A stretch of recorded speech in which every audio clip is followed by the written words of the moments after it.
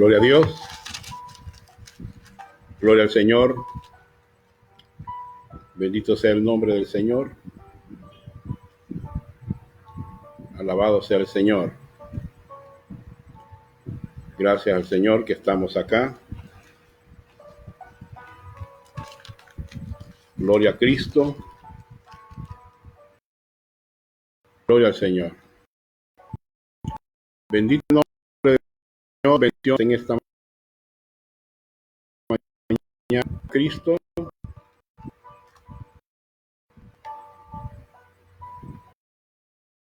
Hermanos y amigos, que este día, Señor, donde estamos todos acá de una manera, pues, o de otra,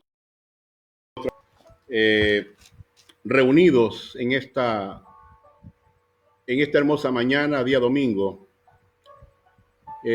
Hoy hemos querido hacer el video en vivo para que todos nuestros hermanos, pues, ellos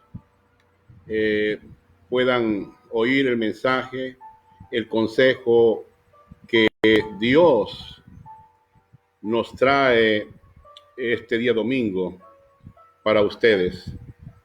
Así que, hermanos, queremos comenzar y queremos, leer la palabra del Señor, donde vamos a estar meditando y después vamos a ir en oración al Señor. Vamos a leer el capítulo 1 de Primera de Pedro, del 2 en adelante. Dice la Biblia: elegidos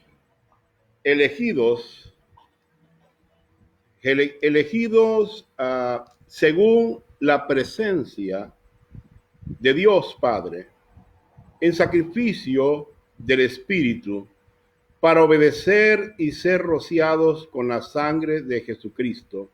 Gracia y paz os sean multiplicadas.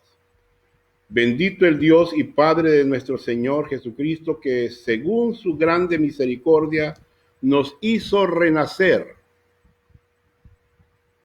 esperanza viva por la resurrección de Jesucristo de los muertos, para una herencia incorruptible, incontaminada, inmarcesible, a vosotros, que sois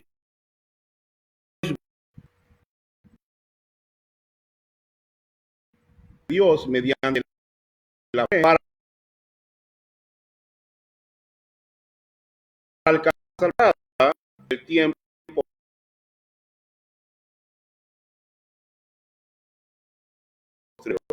en lo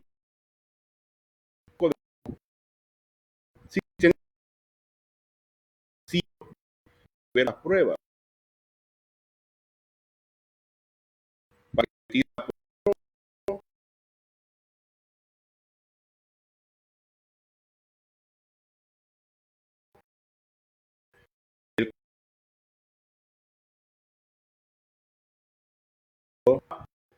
se empieza, hermanos, estamos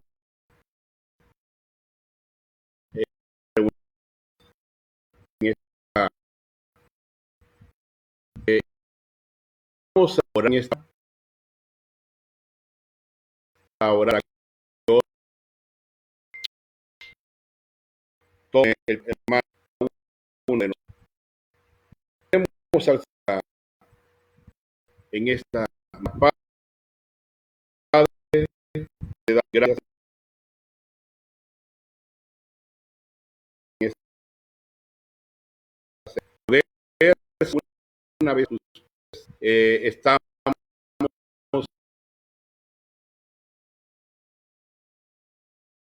un momento glorioso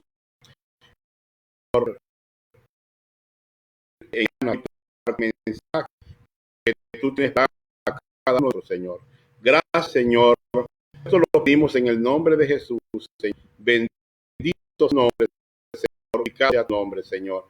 Ayúdanos, Señor mío, en medio de tantas dificultades, en medio de tantas cosas que están sucediendo, Señor. Pedimos que nos ilumines, Señor, nos des Padre Santo, con tu palabra, iluminación. Gracias, Señor, por los hermanos, por todos aquellos que pues están conectados en esta hermosa mañana. Amén. Así que, hermanos, vamos a ir a la palabra del Señor. Leímos Primera de Pedro, el capítulo 1 del 2 al 7. Una de las realidades de esta vida es que vivimos en un mundo caído, hermanos. En un mundo que está lleno de pecado. En un mundo que está lleno de maldición. Y quiero decirles que aún nosotros de la iglesia todavía seguimos con esa naturaleza pecaminosa. Y aún seguimos en este mundo todavía. Aquí nos encontramos. Pero no somos, dice la Biblia, del mundo. La Biblia dice que estamos en el mundo, mas no somos del mundo. Y hermano, y a pesar de que no somos del mundo, nos toca enfrentar, a pesar que estamos en este mundo y no somos del mundo, nos toca enfrentar dificultades muy grandes. Dificultades muy grandes, hermano. Nos toca enfrentar aflicciones. Nos toca enfrentar sufrimientos, hermanos, y nos toca enfrentar enfermedades. A veces estos sufrimientos son las consecuencias de nuestros pecados, hermanos. Y en otras ocasiones son hermanos, sufrimientos no merecidos. Algunos sufrimientos son por un poco de tiempo, otros son durante mucho tiempo o muchos años. Algunos sufrimientos los podemos anticipar, pero otros no nos toman por sorpresa. Pero ninguno de ellos, quiero decirles en esta mañana, ninguno de ellos sorprende al Señor porque Él es soberano y Él todo lo conoce, Él es omnisciente, Él es omnipresente, Él todo lo ve, todo lo escucha. Amén.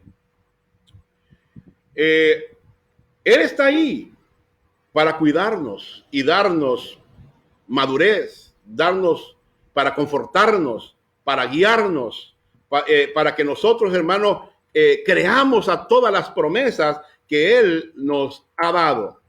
Ahora, a veces, hermanos, muchas personas carecen de conocimiento. Y, hermanos, cuando nosotros hablamos de los 3 tiempos de la salvación, a veces, hermano, hay personas que no entienden qué son los 3 tiempos de salvación y están en la Biblia. Entonces, en este pequeño estudio, vamos a estar viendo estas secciones ver con la salvación. Y esto es muy importante lo que Pedro está diciendo, es muy importante. ¿Por qué? Porque la salvación en el Nuevo Testamento tiene que ver con la mayoría con la salvación espiritual de los creyentes. Y podemos verla en 3 fases, en 3 etapas, en 3 secciones, podemos decirlo así. En el pasado, en el presente y en el futuro. En el pasado se le llama justificación. En el presente se le llama santificación. En el futuro se le llama glorificación. O sea que en el pasado somos salvos del castigo del pecado. En el presente somos salvos del poder del pecado. Y en el futuro somos salvos de la presencia del pecado. El asunto es que Dios y el pecador, entre Dios y el pecador, la salvación, en cuanto a la salvación, hermano, el hombre tiene que ser castigado. Pero en cuanto a Dios y el pecador también, Dios quiere salvarlo. Dios quiere darle vida eterna. Dios quiere que el hombre actúe por fe en Cristo. Y esto tiene que ver con el nacimiento espiritual, hermano. Cuando eso se realiza, cuando eso se da en el pecador, en aquella persona que no ha conocido al Señor, entonces, ¿qué es lo que pasa? Se vuelve un creyente. de pecador se vuelve a un creyente y el creyente entonces comienza a caminar por fe y va rumbo al cielo. Dios quiere salvarlos del poder del pecado. Amén. Él quiere salvarlos. Para que eso, hermanos, se haga una realidad, Dios nos ha dado su palabra, la Biblia. La palabra de Dios. Nos ha dado el poder de su Santo Espíritu para que podamos nosotros glorificar a Cristo. Hermanos, pero aún seguimos con la naturaleza pecaminosa. Yo le decía a nuestros hermanos en nuestra que era esto de la naturaleza pecaminosa. Y muchas iglesias piensan que cuando creen en Jesucristo, cuando ya ellos son salvos, ya ellos no pecan, que ellos no tienen ya esa naturaleza. Lamentablemente, la Biblia dice que sí la tenemos, que siempre, hermanos, va a estar con nosotros hasta el día de nuestra redención. Aún seguimos con la naturaleza pecaminosa. Entonces, estas dos etapas son una preparación para lo que viene, en lo que vamos a experimentar. Vamos a experimentar una liberación de la presencia del pecado. Esto es muy importante que entendamos esto, hermanos. Si nosotros fracasamos en el segundo tiempo de la salvación, que es la santificación, ¿podemos nosotros, hermano, perder la primera, que es la justificación? No, no la pierde. Si el creyente, pues ahí es donde muchos creyentes, muchas iglesias piensan que si ya fallaste en la santificación, ya no sos salvo. Pero no, no se pierde. Si el creyente falla en la segunda etapa, que es la santificación, pierde la tercera también, que es la glorificación. Tampoco. Si fallamos en la segunda etapa, ¿qué es entonces lo que nosotros vamos a perder? Eso es lo que queremos enfocar. Vamos a perder la comunión con Dios. Vamos a perder nuestro testimonio delante de los hombres. Eso es lo que vamos a perder. Podemos perder la comunión con Dios y el testimonio. Podemos perder, hermano, los galardones en el cielo. Mire, dejamos de crecer espiritualmente, nos estancamos.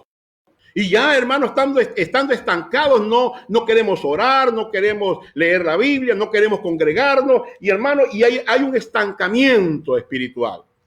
El gozo del Señor lo perdemos.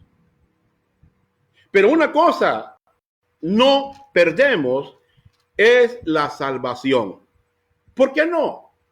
¿Por qué no la pierde? Porque la salvación, amados hermanos, no depende de nuestro caminar diario, de nuestras obras, de lo que nosotros vamos a hacer. La salvación, hermano, depende de Jesucristo, de su obra en la cruz, cuando Él murió en la cruz de Calvario. ¿Cuántos alaban a Dios? En eso depende lo que Él hizo en la cruz de Calvario. Entonces, los sufrimientos o las pruebas tienen que ser vistas a la luz de las Escrituras, a la luz de Dios, para tu salvación. El versículo 1:1 dice acá: Pedro, apóstol de Jesucristo, a los expatriados de la dispersación en el Ponto, Galacia, Capadocia, Asia y Bitinia. Ya hemos visto la introducción en el versículo 1. El escritor es Pedro. ¿Me entiende? Usted ha leído, ¿verdad?, que el escritor es Pedro. Los destinatarios son los judíos cristianos dispersados, que están dispersos, y hemos visto que están pasando por momentos difíciles. Están siendo perseguidos, están siendo echados a la cárcel, están, hermano, por el hecho de ser cristianos, y están huyendo a otras naciones, a otros lugares. Entonces, ¿Qué es lo que está pasando actualmente en su vida, en nuestra vida? Tal vez una persecución familiar, porque por haber recibido usted al Señor, a veces tenemos persecución, nuestras familias nos persiguen, nos critican. A veces tenemos problemas serios en cuanto al matrimonio también. Y la esposa le dice, ¿por qué te hiciste aleluya? ¿Y por qué te hiciste evangélico? O el esposo también, ¿verdad? No están de acuerdo. Quizás, hermano, tenemos dificultades financieras.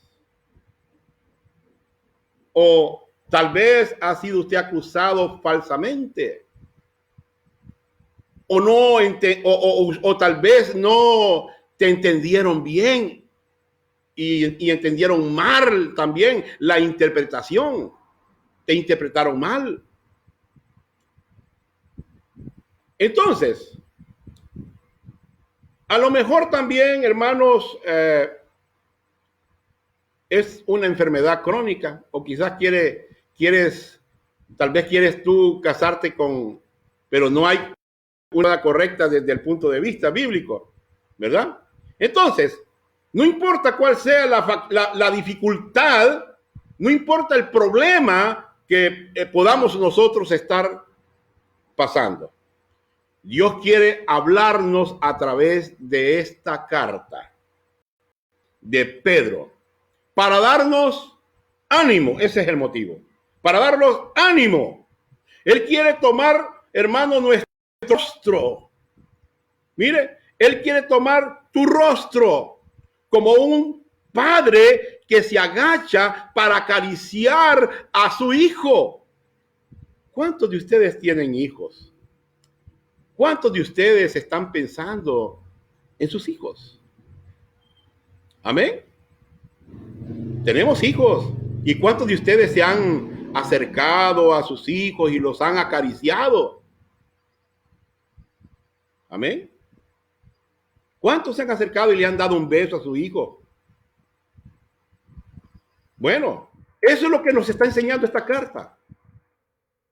Nos está animando. Nos está enseñando cómo un padre se puede acercar a un hijo. Nos da ánimo. Entonces, el Señor Jesucristo está mirando cómo nosotros caminamos por fe, cómo nosotros estamos creciendo en la gracia de Dios, cómo tú estás madurando a través de estas pruebas que nos están sucediendo. Entonces, el versículo 2 nos dice, elegidos según la presencia de Dios y Padre en sacrificio del Espíritu para obedecer y ser rociados con la sangre de Jesucristo. Gracia y paz os sean multiplicadas. La introducción. Al enfrentar las pruebas difíciles, Dios quiere animarte. ¿A qué? A que recuerdes que Dios ya ha hecho por ti. Eso es lo que está diciendo el versículo 2. Elegido según la presencia de Dios, Padre en santificación del Espíritu, para obedecer y ser rociado. Ya el Señor está haciendo por ti. Lo que Pedro quiere comunicarnos a nosotros es que no deben enfocarse en sus pruebas, sino en su Dios. También vamos a ver, hermanos, que las tres personas de la Trinidad se encuentran en el versículo 2. Esto está en tiempo pasado y en primer lugar. En primer lugar, Dios el Padre te ha elegido. De modo que eres muy especial para Él, hermanos. Especial. Te ha elegido. Iglesia del Señor. Cristo te ha elegido. El Padre te ha elegido. La palabra elegido o elección es una palabra que se usa en la Biblia. Y se refiere al creyente del Antiguo Testamento. a los creyentes. Se usa para creyentes de la edad de la iglesia y para creyentes de la tribulación. Mire. Esto enfatiza que somos queridos. Elegidos significa que somos queridos y especiales. Y especiales delante de Dios. Eres tú un especial delante de Dios. Si tú eres un creyente que ha respondido a la gracia, que has creído a la gracia de Dios, eres una persona elegida. Pero no te sientas orgulloso porque es por gracia de Dios. Amén. Por ejemplo, los calvinistas dicen que Dios ha elegido a ciertas personas para ser salvos. Y el resto de las personas no ha sido elegida. O sea que el resto de las personas, como no son elegidas, van para el infierno. Muchos calvinistas piensan de esa manera. Que Cristo murió, hermano, por unas pocas personas elegidas y no por todos. Hay un hombre que es excelente, un hombre máster, yo lo admiro, hermano. Se llama John MacArthur. A mí me gusta cómo predica el hombre. Él es calvinista. Eso es lo único que tiene malo. Pero en sus libros uno puede encontrar cosas muy buenas y que podemos publicar, pero a la vez podemos encontrar cosas no bíblicas. Porque él es un calvinista de 5 puntos. ¿Entiende? Él no cree que Jesucristo murió por todos, sino que él cree que el Señor Jesús ha seleccionado algunas personas. Pero yo veo que la palabra es muy clara. El Señor no quiere que nadie perezca, oiga bien, sino que todos sean salvos. Todos son todos. O sea que Él murió por todos. Eso es lo que se mira en la Biblia. Que el Señor murió por todos. Y que, hermano, y que Dios ha decidido salvar a aquellas personas que coinciden, que deciden, confiar en su Hijo. Mire, ¿Dios sabe quiénes van a creer en su Hijo, hermanos? Le hago la pregunta. ¿Dios sabe quiénes van a creer en su Hijo? Sí, Dios lo sabe todo. Entonces, eso significa que Él obliga o manipula a la gente para que crean en Jesucristo. No, Él no manipula a nadie. Él invita a todos a través de la convicción del Espíritu Santo. Ahora, pero si no tienen voluntad para elegir creer en Cristo, ¿podemos entonces responsabilizar nosotros a Dios? No, no podemos responsabilizar nuestra o por la decisión del incrédulo. No podemos. Así que, hermano, ¿cuál es la base de esta elección entonces? Según la presencia de Dios. En el versículo 2 dice que fueron elegidos según la presencia de Dios. Esta palabra presencia viene del griego proginosko. Pro significa antes, sinosco, conocer, saber. Eso significa que Dios tomó una decisión sabiendo de antemano. Dios sabía de antemano que Adán y Eva, ellos iban a fallar, que iban a pecar. Sí. Él lo sabía, pero Él no los obligó a pecar. No. Dios no obliga a nadie a pecar. Quiero decirles que Dios, hermano, Dios, Él sabía de antemano que ellos iban a pecar y que Él iba a ofrecerles una solución, ¿sí? Eso es lo que hizo Dios, les ofreció una solución. Pregunto, ¿Jesucristo vino por voluntad propia o por obligación? Por voluntad propia. Dios sabe de antemano quiénes van a creer en Cristo y quiénes no. Sí, Él hace las personas que crean. No, Él no las hace que crean. Así que este es el balance de Dios. Es el balance que tenemos. Dios ha decidido salvar a aquellas personas que decidan creer en su Hijo Jesucristo. Y cuando tomamos esta decisión, Dios dice que ellos son personas especiales.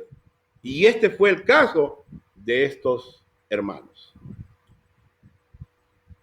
Dios, el Espíritu te ha santificado mediante su ministerio de convicción. La palabra santificación, tal como justificación, se utiliza en varias maneras.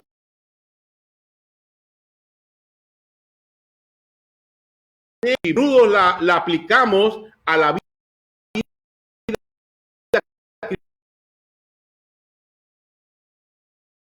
cristiana. Ha sido posicionado en Cristo. Y mientras Dios santificado en vida. ¿Entiende eso? En este contexto, el versículo se refiere al aspecto del convencimiento del Espíritu Santo. Pedro les estaba recordando que Dios el Padre los había escogido, que el Espíritu Santo los había convencido y que el Señor Jesucristo había derramado su sangre para que pudieran ser salvos. Amén. Entonces, la Biblia lo dice bien claro en la carta de los Romanos. Todos somos pecadores. Todos.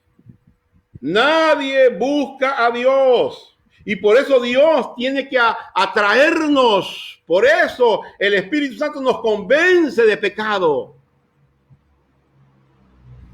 Hago la pregunta, ¿los pecadores buscan a Dios? Así como un ratón busca la luz.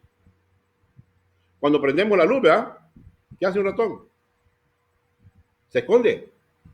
Rapidito. Yo a veces voy a la cocina y cuando yo enciendo, voy calladito, está todo oscuro. Cuando enciendo la luz, salen corriendo a esconderse, ¿va? Se esconden. Cuando nosotros estamos en presencia de los incrédulos y abrimos la Biblia, ¿qué pasa? Se van, huyen, no quieren oír la palabra de Dios. A no ser que el Espíritu Santo los convenza. A no ser que el Espíritu Santo esté obrando en sus vidas. De hecho, quiero decirles algo. Dios está tratando de que todo el mundo sienta esta convicción. Y a través de la creación, mire, le está demostrando al hombre que Él existe. Esto que está sucediendo ahora, miren, no es en vano que nos ha venido, es para que el hombre vea que Él existe, porque el hombre se ha olvidado de Dios.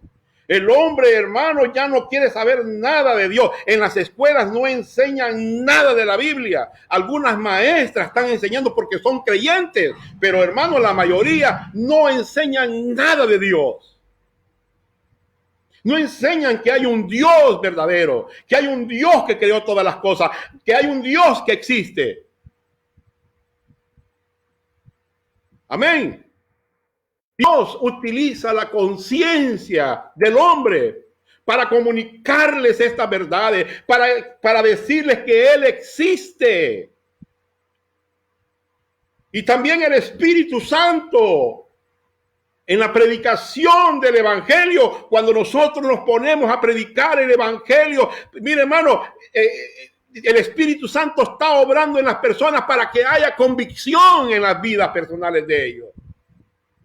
Si no, usted no sería salvo, ni yo tampoco, si no fuera por la convicción del Espíritu Santo.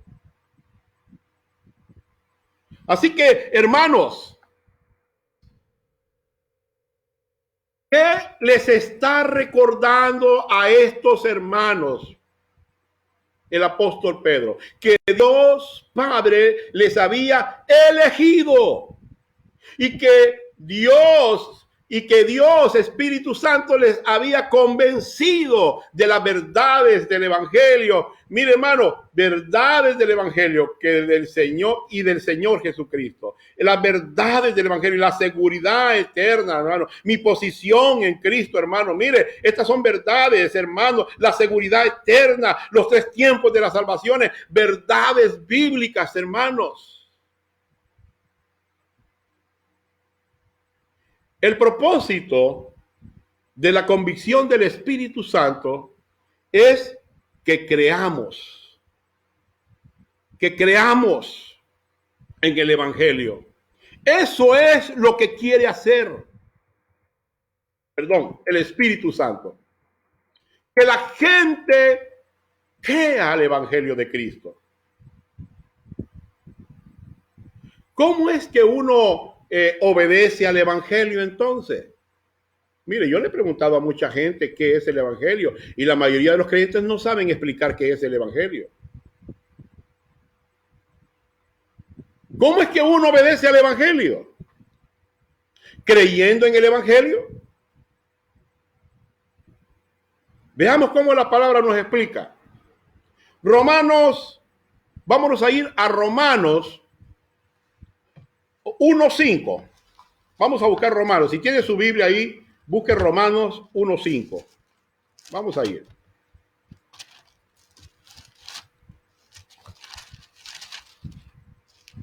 Romanos 1:5. Vaya, aquí está.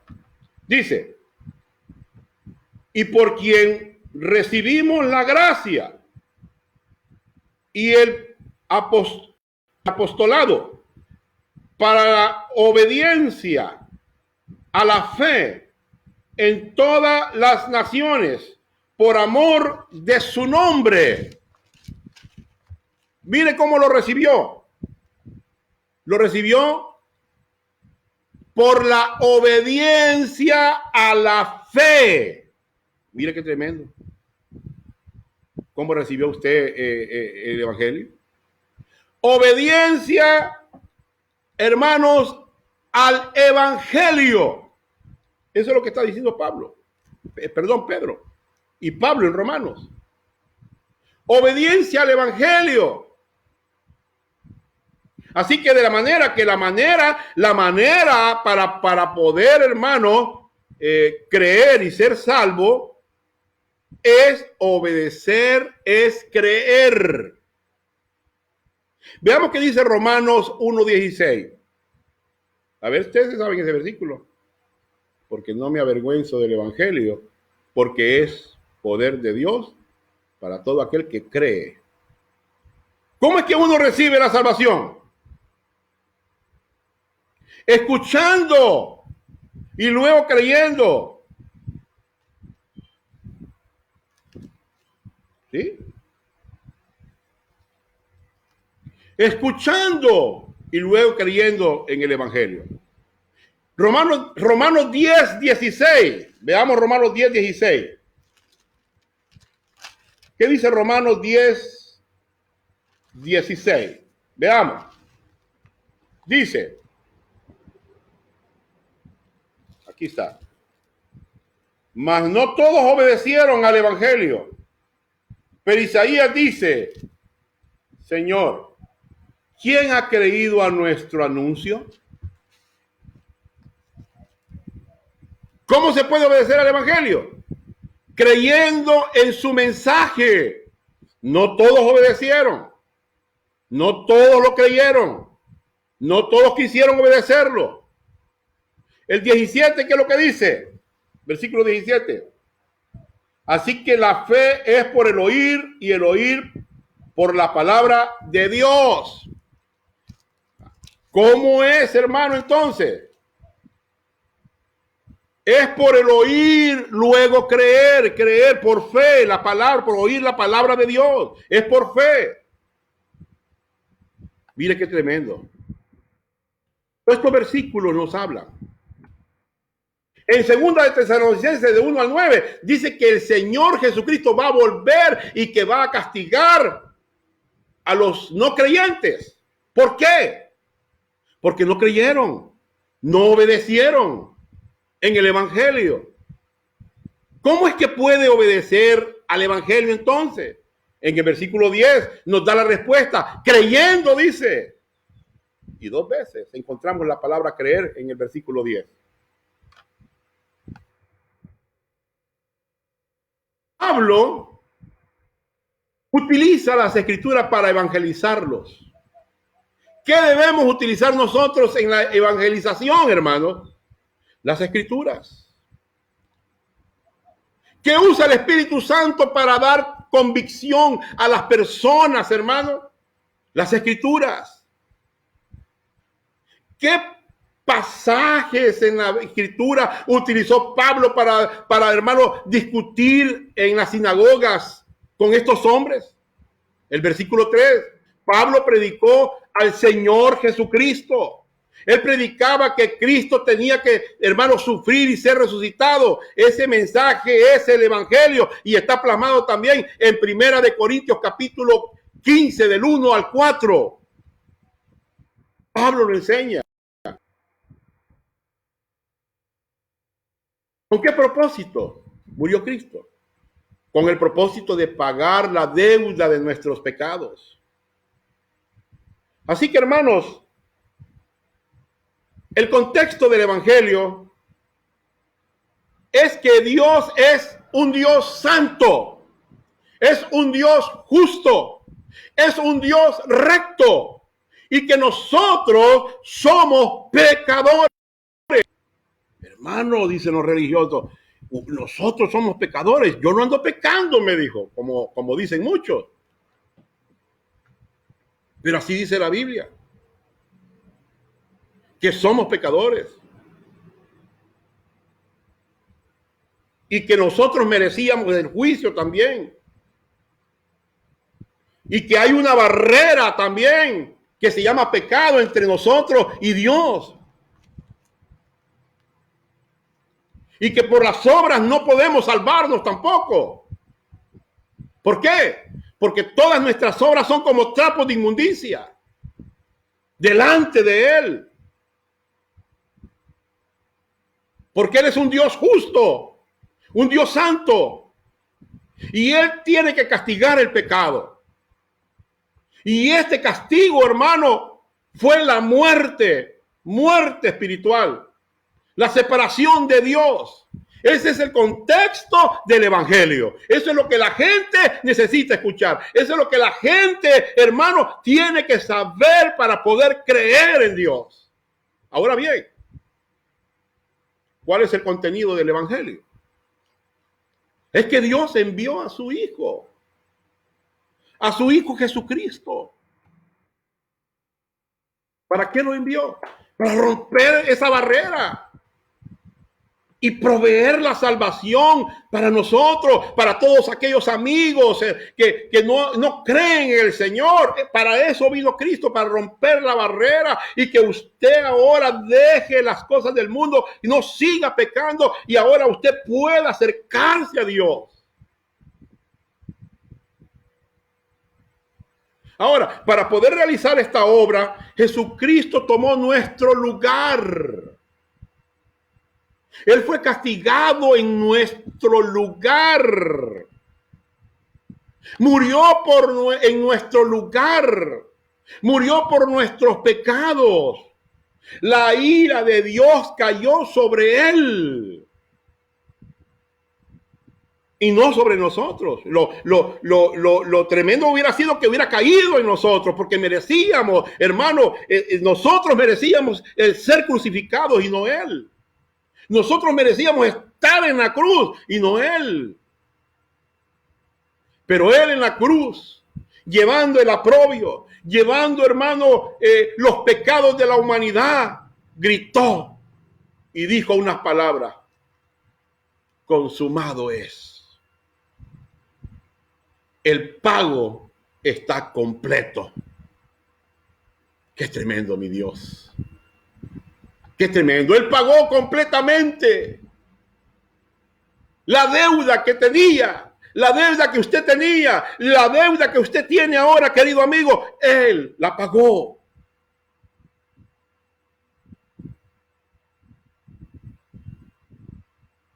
Jesucristo hizo ese favor. Él murió por nosotros. Ahora, al morir su hijo en la cruz del Calvario, al haber sido crucificado, al haber sido, hermano, traspasado, al haber sido, hermano, clavado con sus manos, al haber sido él, hermano, la gente lo insultaba, la gente hablaba, lo escupía, al haber padecido, al haber llevado todos los pecados de la humanidad en él y la sangre fue derramada, hermano, en nosotros, al haber pasado Jesucristo todo eso, Dios ahora nos trata con gracia. Nos trata, hermano, a la luz de la cruz. Aleluya. Este es el aspecto positivo de las buenas nuevas del Evangelio. Que Dios amó al mundo, que ha dado a su Hijo unigénito para que todo aquel que en él crea no se pierda, mas tenga la vida eterna. La palabra está clara. Esta palabra está bien. Que la salvación no es un premio para que aquellas personas, hermanos, que hacen cosas buenas, sino que la salvación es un regalo de Dios para personas que no lo merecen y lo pueden ganar. ¿Sabe lo que dice Efesios 2:8-9? Por gracia soy salvo por medio de la fe. Hay un medio, no es el bautismo, no son los mandamientos, hermano, no es un velo, no es la santificación, no es ninguna obra, hermano, es por fe, dice la Biblia.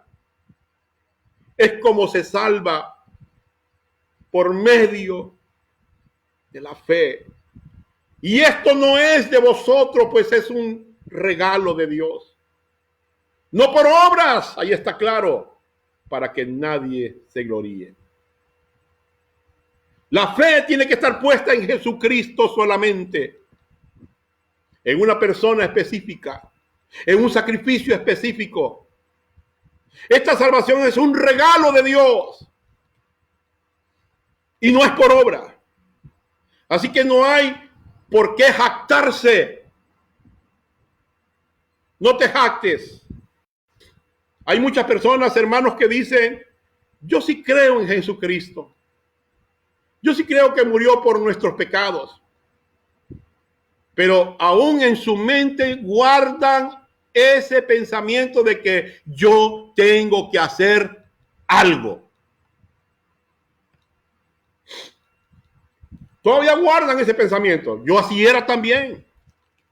Pero gracias al Señor que ahora yo llego a la conclusión que yo no hice nada.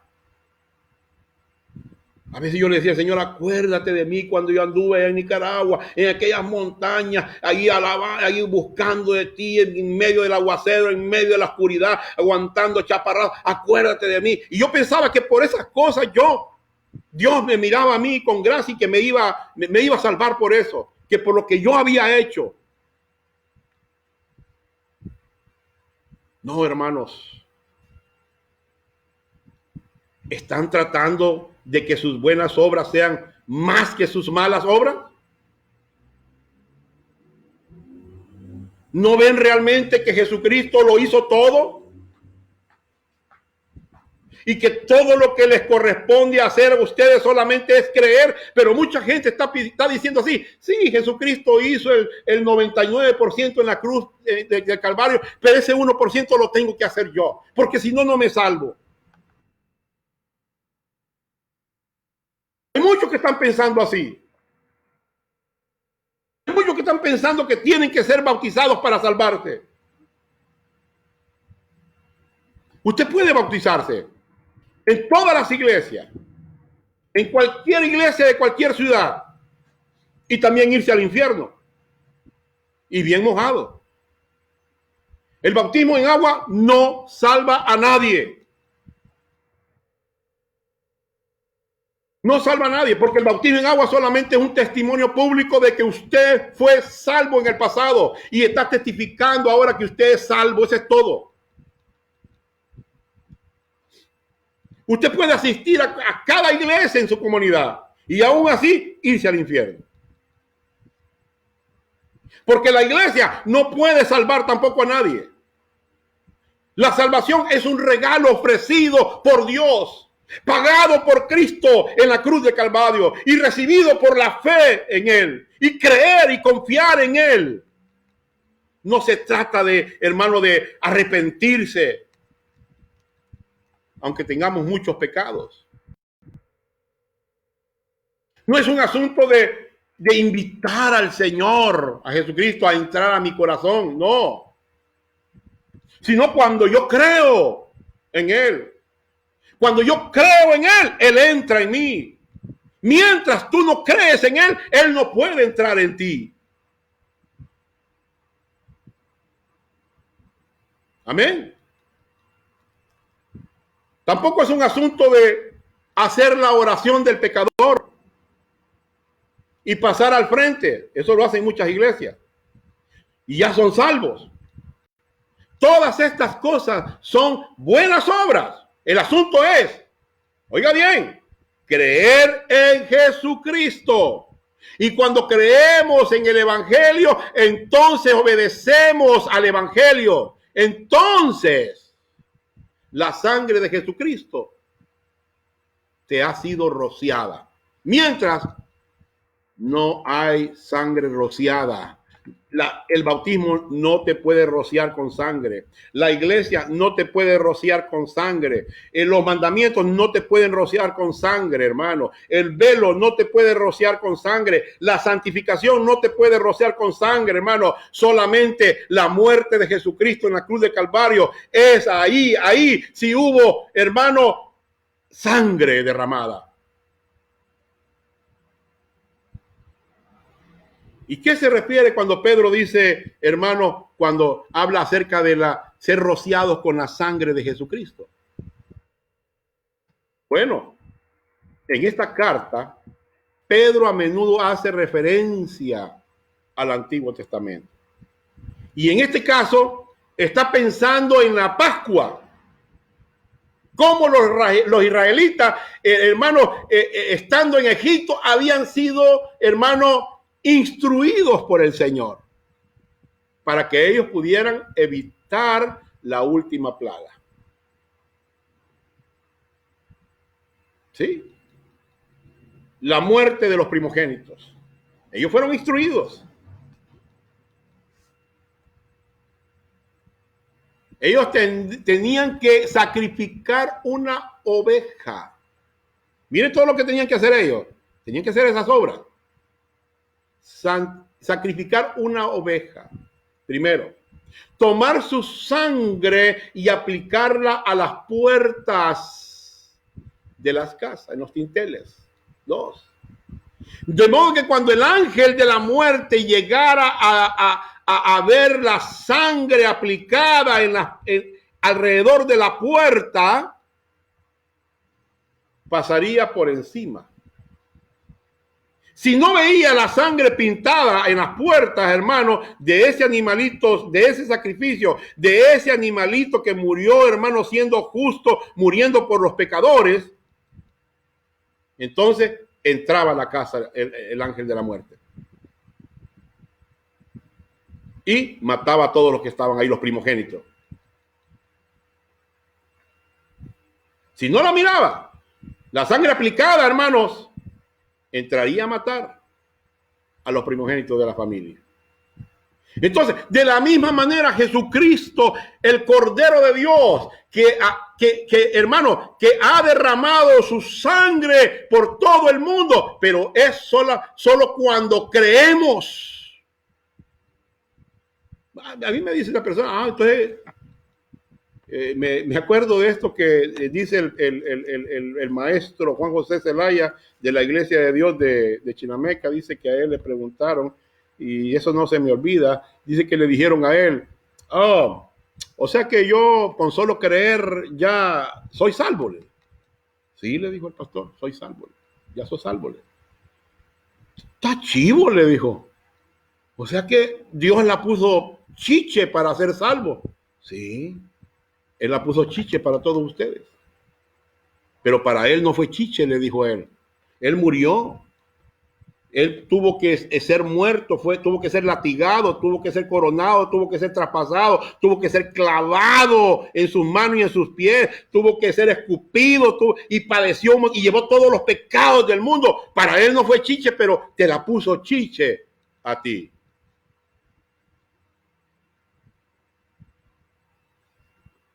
Amén. Cuando creemos al Evangelio, que la sangre de Jesucristo se aplica en nuestras vidas, entonces somos rociados. En Primera de Pedro 18 y 19, busquémoslo. Primera de Pedro, versículo 18 y 19, dice, sabiendo que fuiste rescatados de vuestra vana manera de vivir, la cual recibisteis de vuestros padres, y no con cosas corruptibles como oro o plata, sino con la sangre preciosa de Cristo, como de un cordero, sin mancha, sin contaminación. Mire, ¿cómo es que nosotros hemos recibido? ¿Cómo es que nosotros somos redimidos? Por la sangre preciosa de Cristo. Y esta sangre tiene que ser aplicada a nuestras vidas. ¿Cómo? Simplemente creyendo al Evangelio. Creyendo en el Evangelio de Cristo. Ahora bien, cuando el judío aplicaba la sangre al marco de la puerta de su casa, él podía saber que todo iba a salir bien. Sí, él sabía. ¿Por qué? Porque Dios lo había prometido. Miren, Dios se los había dicho en Egipto que confiaran en Él. Tal vez nosotros podemos pensar que en el lugar, que en lugar de Israel había alguien que estaba dudando de la promesa de Dios. Pero habían obedecido. No se trata de nuestras dudas, se trata de que Dios cumple sus promesas. A menudo los verdaderos creyentes tienen duda, pero debemos recordar que Dios no miente en su palabra. Él es fiel. Cuando nosotros creemos en el Evangelio, podemos saber que somos salvos.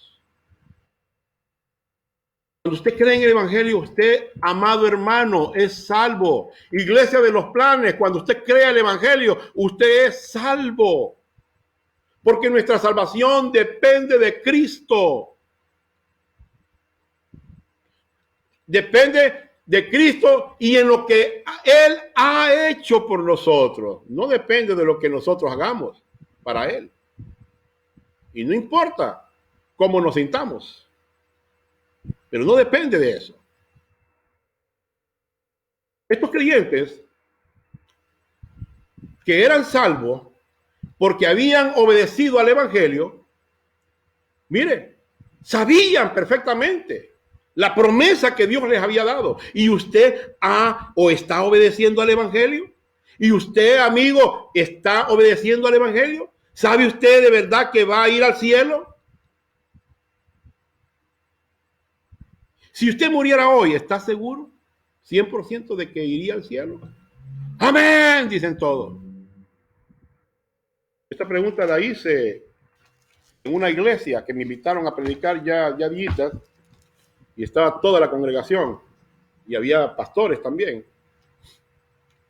Y les pregunto a ellos, si Cristo viniera en este instante, ¿cuántos están seguros que se van para el cielo? Y toda la congregación, hermano, sin mentirles, nadie levantó la mano. Y me quedo yo, y le digo yo, ¿usted, hermana, está segura? Y una dijo, no sé, hermano. ¿Y usted, hermano? Primeramente Dios, me dijo. ¿Y usted, hermano? ¿Quién sabe, hermano? ¿Y usted, hermano? Dios quiera, me dijo. ¿Y usted, hermano? Y así, mi hermano, toditos no estaban seguros. Pero los pastores que estaban ahí estaban diciendo, amén, gloria a Dios, nosotros sí nos vamos. Los pastores estaban seguros. Entonces le digo yo a ellos, bueno, pastores, ¿ustedes están seguros? Y les hago la pregunta a ellos. Si ustedes llegaran a la puerta del cielo y el Señor les pregunta a ustedes, ¿por qué debo dejarlos entrar al cielo? ¿Qué le responderían ustedes? ¿Qué le responderían? Y empiezan los pastores, mira, a decir, bueno, Señor, yo porque he sido fiel. Yo, dijo otro, porque he servido fielmente. Y hermano, otro dijo otro, yo porque he vivido en santidad. Yo porque he guardado tu palabra. Yo porque me he bautizado. Yo porque vivo en santificación. Y yo, hermano, ellos estaban, hermano, viendo lo que ellos han hecho, merecer la salvación. Hay muchos que están enfocados, hermano, porque dicen, yo porque tenés que ser bautizado. Si no sos bautizado, no sos salvo. Y más aquellos que dicen que son bautizados en el nombre de Jesús. Respuesta equivocada. No es por obra. Es que yo hice la oración del pecador. Tampoco. Respuesta equivocada. No es por obra.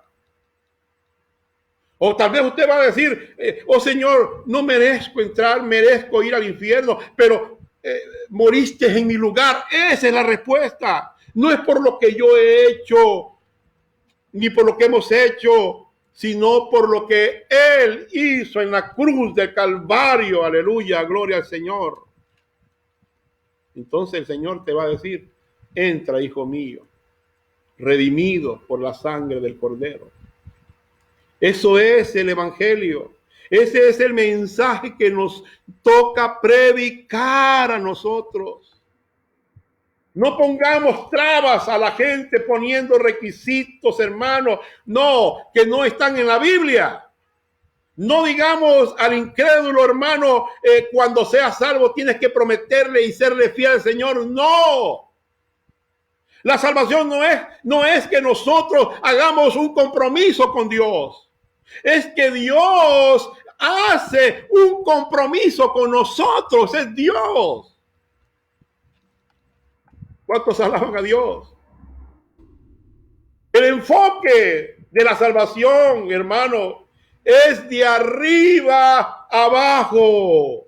No es de abajo hacia arriba. Muchos están, hermanos, poniendo el enfoque de abajo hacia arriba. No, la salvación es de arriba abajo. De Dios al hombre. En la mentalidad de la religión esa es, de abajo arriba. El Evangelio pone énfasis en lo que ha hecho Dios. Si usted lee el Evangelio, todo lo hizo Dios. Nosotros no hemos hecho nada. Pero el énfasis de la religión, hermano, es que lo que el hombre ha hecho para Dios.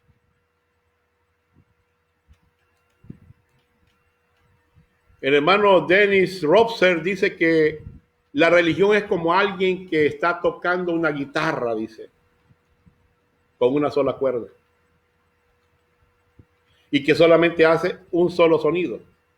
Obra, obra, obra, obra, obra, obra, obra, obra, obra, obra, obra, obra, obra. Eso es todo. Entonces, ¿cómo puedo saber que he trabajado lo suficiente para ser salvo? Es que tengo que bautizarme. Es que hay que asistir a la iglesia. Es que hay que servir al Señor. Es que hay que hacer la oración del pecador. Es que es por obra y obras y obras y obras. Eso no es el evangelio. Ese es otro mensaje que tienen los hombres. Así que, ¿cómo comienza Pedro en esta carta? Comienza que él quiere recordarles que Dios, el Padre, los había escogido y que son especial para él. Que el Espíritu Santo, hermano, les había convencido, trayéndolos a Dios. Que Jesucristo había derramado de su sangre preciosa en la cruz del Calvario por ellos. Y que cuando nosotros creímos en el Evangelio, en la sangre de Cristo, fue aplicada en nuestras vidas.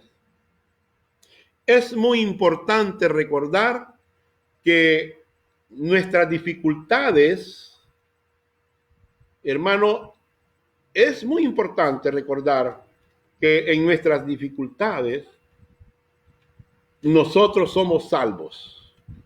En medio de esta pandemia, nosotros somos salvos. Que un día voy para el cielo. Por ejemplo, yo oigo decir en las redes sociales que esta pandemia viene para quedarse al mundo. Así estaba publicando una persona, ahora una enfermera, y que esta enfermedad le va a dar a todo el mundo. Va a ser como un catarro, como algo, pero si esto sucede así, mucha gente va a morir. Me puse yo a pensar, ¿verdad? Pero ellos estaban diciendo todo eso, ¿verdad? Tomando ya ellos decisiones que, hermano, no nos corresponde a nosotros. El único que puede decidir esto se llama Cristo. Amén. Es muy importante recordar que en medio de nuestras dificultades somos salvos. Un día voy para el cielo. Pero mientras tanto, la gracia de Dios es suficiente. Es suficiente en nuestra vida. ¿Cuántos alaban a Dios? Qué bueno que podemos darnos cuenta de que la gracia de Dios es suficiente y que la paz de Dios está disponible para ti. Eso es lo que dice la Biblia. Amén. Mediante la fe. Cuando una persona es salva, Dios le da riquezas. Cuando una persona es salva, Dios le regala su justicia. Cuando una persona es salva, Dios le da sus recursos. Miren, ¿cuánto me cuesta a mí la salvación?